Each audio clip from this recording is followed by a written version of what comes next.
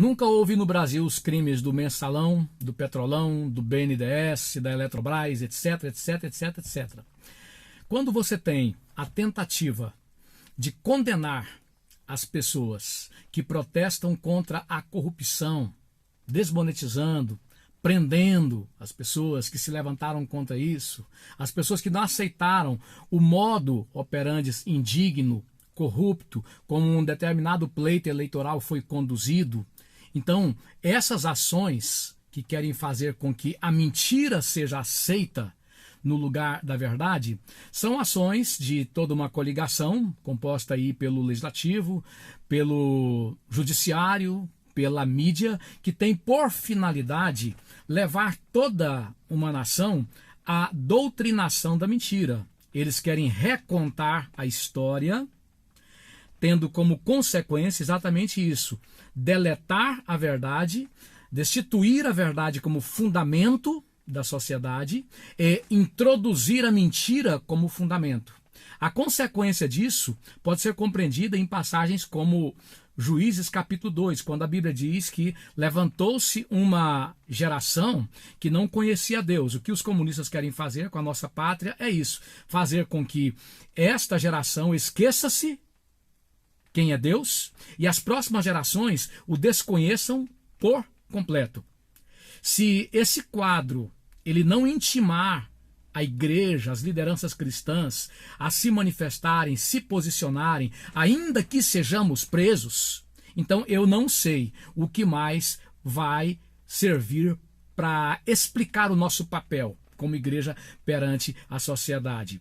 O objetivo de tornar a sociedade totalmente alienada, como está lá em Isaías capítulo 5, versículo 20, aí daqueles que ao bem chamam mal, ao mal chamam bem, à luz chamam trevas, as trevas chamam luz, ao amargo doce, ao doce amargo, alienação, com esse objetivo de gerar uma sociedade totalmente, vamos dizer assim, versátil, controlada pelos poderosos e que satisfaça os seus objetivos inescrupulosos.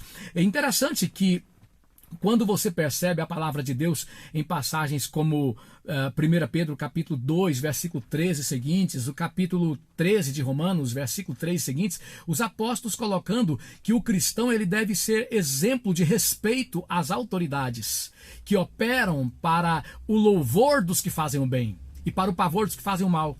Então, essas autoridades que estão aí operando, aterrorizando as pessoas que fazem o mal, elas não são as autoridades reconhecidas pela Bíblia. E se não são reconhecidas pela Bíblia, não são reconhecidas pela igreja. Se você continuar lendo o capítulo 13, versículo 4 e seguintes, o apóstolo Paulo orienta que obedeçamos às verdadeiras autoridades não só pelo temor, mas pela consciência. Ou seja, o cidadão cristão, ele tem uma consciência promovida pelos valores bíblicos, que o leva a ser pela história o maior exemplo de benfazejo, o maior exemplo de bons serviços prestados à sociedade. Esse é o cidadão cristão. Mas quando se fala de se levantar contra o pecado, contra a impiedade, contra a perversão, inclusive a perversão de falsas autoridades, então isso aí implica a igreja.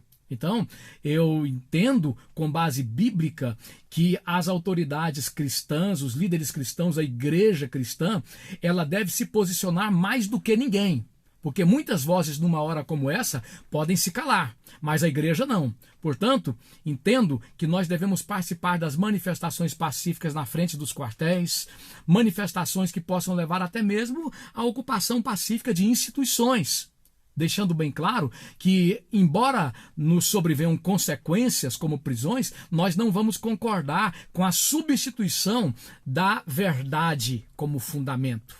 A verdade sendo substituída pela mentira, porque o maior mal que podem fazer a uma nação não é o roubo do erário com as suas consequências tão funestas. Não é esse o maior mal. O maior mal é quando querem nos levar à recontagem da história, tendo como efeito prático a destruição do senso crítico que nos leva a compreender a diferença entre o certo e o errado.